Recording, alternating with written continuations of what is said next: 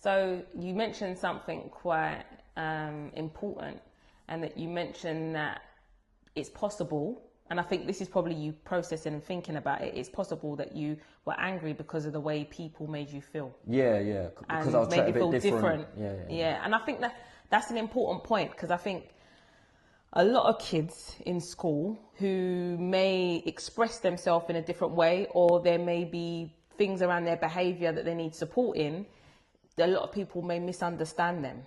Yeah. So then you said the feeling was anger.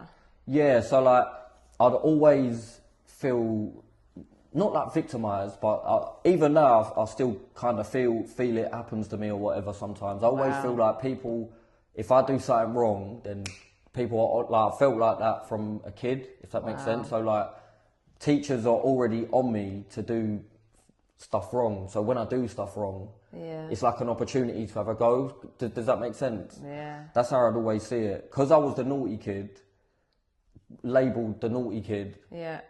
I just never sort of got out of it. Like it's just like, cool, I'll just be naughty. Wow. Yeah, I don't know. What comes to my mind right now is trapped in the system from very early. It's almost like I would have thought you entered that system once you were charged and sentenced and you was on your order, but it's almost like you're placed in the system just by the labels that are placed upon you or the way people treat you. So then you and them start to think and start to feel a certain way. You might start to act. Yeah, like I liked going to school, but I hated the teachers and that. Does that make sense? I didn't really like teachers. Okay. I really did want to be there. Like I actually didn't ever bunk off school from memory. I really wanted to be there. I don't know. I just don't feel like the way school is structured probably suits me either. Okay. I don't think like it suits a teachers lot shouting of us, at you and that. Do you know? Yeah, teachers shouting at you. Well, I don't know. Yeah, it's not. I don't really, think it suits a lot of us. Yeah. Realise that mental health can be impacted by neurodiverse needs. And I said, I think that that's because of the way people are treated. Because people are misunderstood.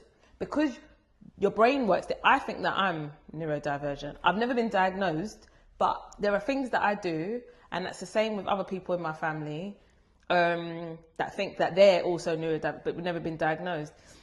But we think that there's a possibility that because you're misunderstood and you're treated differently, that can then impact the way you see yourself, and you can get frustrated, and it can impact your identity. Do you know what I mean?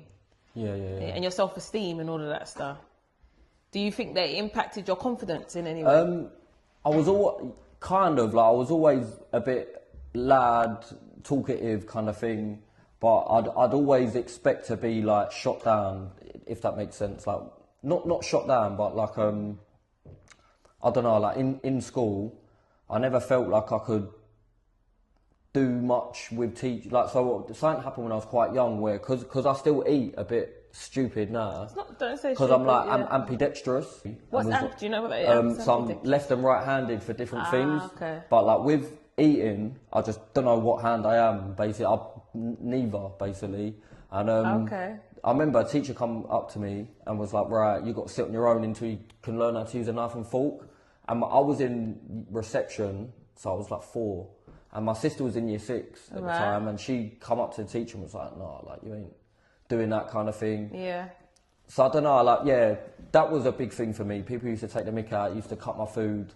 So I think that sort of made me a bit conscious and whatever, because I always felt, Wow. And did they know that you was ambidextrous? I didn't know until like a few years ago kind of thing, when I realised, because I write with my left hand, I play tennis with my right hand, throw darts with my, do different things with different hands, so it kind of just clicked in my head, This is why I just think it's so important to be sensitive in the way that we work with people. We always say, don't come into a situation when working with young people with your own agenda and own views of things, but be curious and try to understand.